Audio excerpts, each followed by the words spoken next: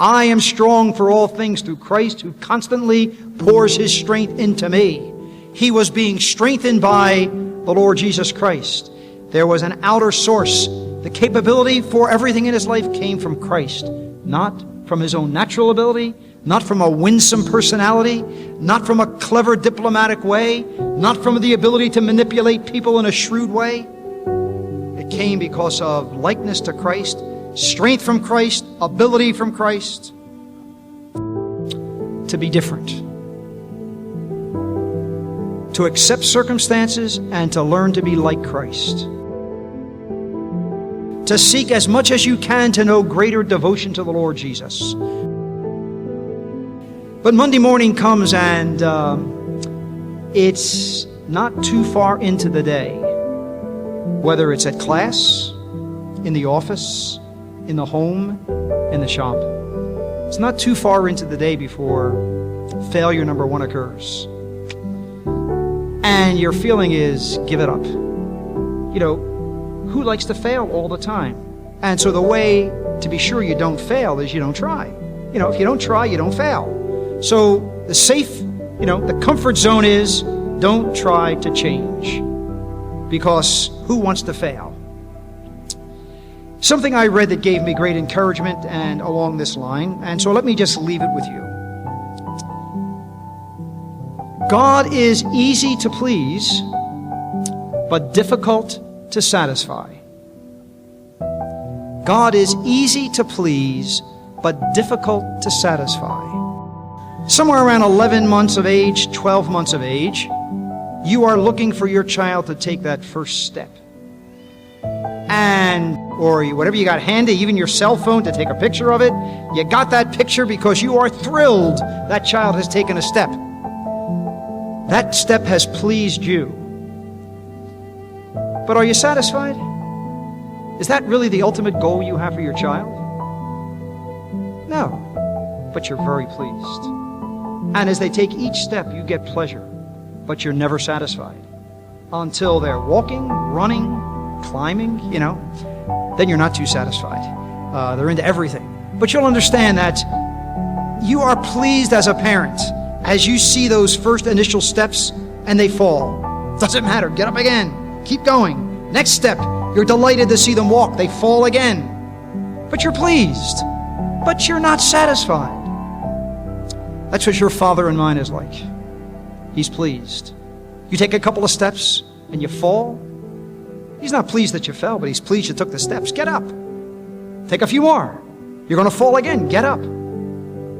He's pleased that you're taking those steps to try to please him, to try to be what he intends you to be with his ability and his strength. The capability of Christ greater than natural ability. According to my earnest expectation, hope that in nothing I shall be ashamed, that with all boldness, as always now also Christ, magnified in my body, whether by life or by death. For to me to live is Christ, to die is gain. What was the choice here? Communicating Christ is more important than my very life. Christ magnified by my life, that's great. Christ magnified by my death, that's gain, that's not loss. For me to live, if I'm living, I want to magnify Christ. If I die, I want to magnify Christ in my death. Paul is saying, it doesn't matter about my life. It doesn't matter what happens to me. The ultimate thing in my life is conformity to Christ and communicating Christ to the world. Magnify. Make Christ large. Paul said, I want to make Christ as large as possible so that no one will miss this tremendous person that I have come to know. God will never allow circumstances in your life that could not have the potential to make you more like Christ. Now, did you get that? There are no circumstances in your life allowed by God that cannot potentially make you more like the Lord Jesus. Can we respond like Paul did? Circumstances full of danger, a crisis and a real dilemma for Paul, but choices, and his decision. The cause of Christ, more important than I am. Conformity to Christ, more important than my circumstances. Capability from Christ, greater than my natural ability. Communicating Christ, more important than my life. Little wonder that Paul could write those words that challenge every one of us. For me, to live is Christ. Think of what Paul meant by those words.